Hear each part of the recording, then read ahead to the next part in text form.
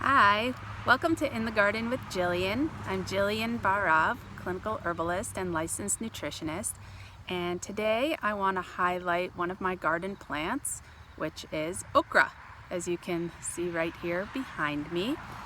So the reason I want to talk about okra is because it is in the Malvaceae family. We have another important herbal medicine in the Malvaceae family, which is also called the marshmallow family, and that's marshmallow root. And yes, marshmallows that you roast over a campfire actually derived their name from marshmallow root. The root would be boiled in sugar water, and it gets this slimy quality and created a candy that was called marshmallows. The marshmallows you buy in the store today have nothing to do with marshmallow root, but that's where they originally derived from. So every plant in the Malvaceae or marshmallow family has this quality of being mucilaginous, which is a fancy way of saying slimy. But this mucilage actually has a lot of health benefits. It's soothing and coating to the mucosal membranes of the body, and even healing for the outer membranes, the skin. So I use it when there's any sort of irritation or inflammation in the GI tract or the urinary tract, or even inflammation in the respiratory tract. We're learning about all sorts of other things that the mucilage can do as well, and okra has some preliminary studies showing that it also may have anti-diabetic properties.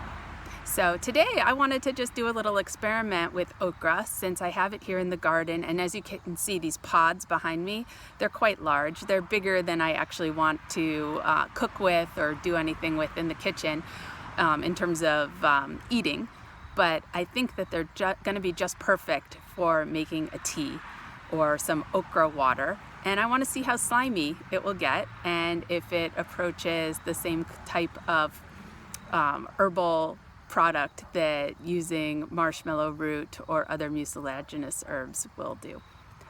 All right, so I'm going to get started. Hi, so I harvested my okra. Here are the pods. One of them I already cut up, and I want to show you the seeds on the inside. These can even be dried and then powdered and reconstituted with water for a mucilaginous effect. So I've got my okra all cut up now. I've got some of it in this jar. I'm just going to add cold water to the jar, and then I've got my pot here, and I'm going to add some of these pods right into the water.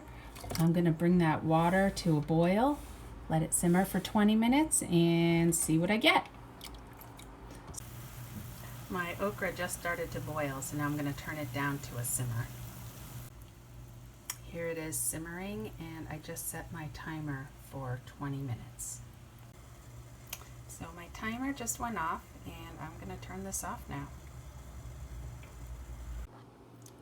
So I pulled the okra tea off of the stove a couple of minutes ago, and here is a jar with a strainer in it, and I'm going to pour this through and let it cool so that I can taste it.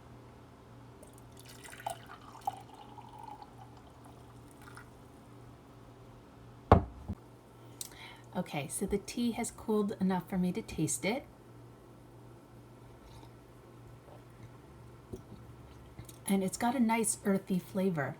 I don't really get so much mucilage from having simmered it for the 20 minutes. I've got my jar that I'm going to let sit overnight, and I may put the pot with the okra pods that I was just boiling back on the heat for a longer time and see if that brings out more mucilage if I let it boil for longer. Okay, that's it for now. Thanks so much for watching.